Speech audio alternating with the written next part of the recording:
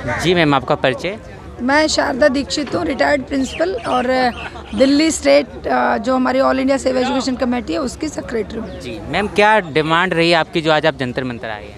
देखिए, डिमांड हमारी है कि एजुकेशन सेकुलर, साइंटिफिक, डेमोक्रेटिक और free of cost without any discrimination हर एक बच्चे को धूप हवा बारिश की तरह सबको एक जैसी मिलनी चाहिए। किसी तरह का कोई अमीरी गरीबी का भेदभाव ना हो, किसी तरह का कोई जाति और धर्म का भेदभाव ना हो, सबको बराबर शिक्षा मिले और विदाउट एनी प्राइस, क्योंकि इन्होंने शिक्षा को कमोडिटी बना दिया है, उसका हम विरोध कर रहे हैं। शिक्षा खरीदी और बेची नहीं जानी चाहिए।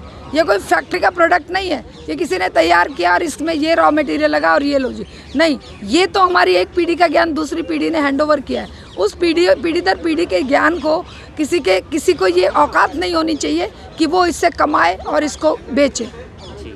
मैम, बाबा साहब अम्बेडकर ने भी तो प्रयास किए थे, उस पर क्या विचार? बाबा साहब अम्बेडकर ने प्रयास किए थे, इसीलिए तो आज उनकी प्रेरणा से हम भी प्रयास कर रहे हैं। जी।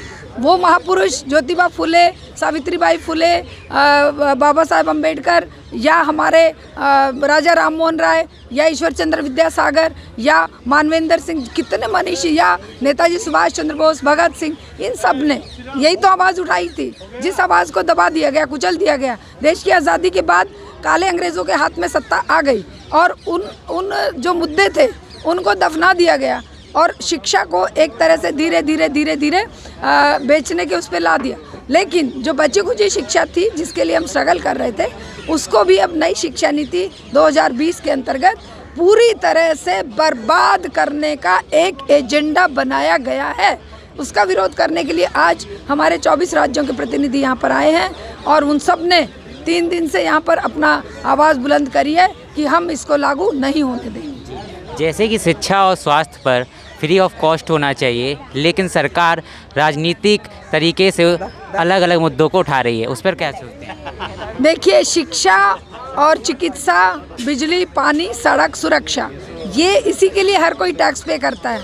लेकिन ये टैक्स पेयर्स के पैसे को अडानी, अंबानी, गोयनका, सिंघानिया, बजाज, मित्तल, उन सबको जो है देने के लिए, उनके कर्जे माफ़ करने के लिए हमारे टैक्स का यूज़ कर रहे हैं। लेकिन जो हमारी ज़रूरतें हैं उसके लिए हमें कह रहे हैं कि आप जाइए और ख़रीद लीजिए। आप शिक्षा चाहिए तो ख़रीद लीजिए, आपको इलाज चाहिए तो ख़रीद लीजिए, वो भी स्काई हाई प्राइसेस पे, वो भी बहुत महंगी कीमत पर। तो हम लोग क्यों ये सुनेंगे, क्यों हम ये सहेंगे? हम तो इसके लिए आवाज़ बुलंद करेंगे, सड़क पर आंदोलन करेंगे और अपनी डिमांड ऊंचे शब्दों में सरकार तक पहुंचाएंगे। सरकार के पास आज अगर देने को कुछ नहीं है तो वो हमसे छीन भी क्यों रही है? वो हमें छीन भी क्यों रही है? दे तो नहीं रहे हैं कुछ, दे तो सारा कैपिटलिस्टों को रहे हैं। टाटा, बिरला, अडानी, अंबानी, बजाज, मित्तल, गोयनका, सिंघानिया, वो उन सबको दे पूरा देश बेच दिया, पूरा देश बेच दिया। लेकिन जो हमारे पास है उसको छीनने की कोशिश क्यों कर रही है सरकार? उसका हम विरोध करने के लिए आज यहाँ पर इकट्ठा हुए। अगर आप सबके प्रयास सफल ना हुए तो आगे क्या प्रयास रहेगा मैम? लगातार प्रयास। देश का कोई एक दिन में आज़ाद हुआ था? 200 साल लगे थे ना। हमारी पीढ़ियां प्रयास करती रहेंगी, लड़ते रहेंगे, हाँ लड़ते रहेंगे लगातार।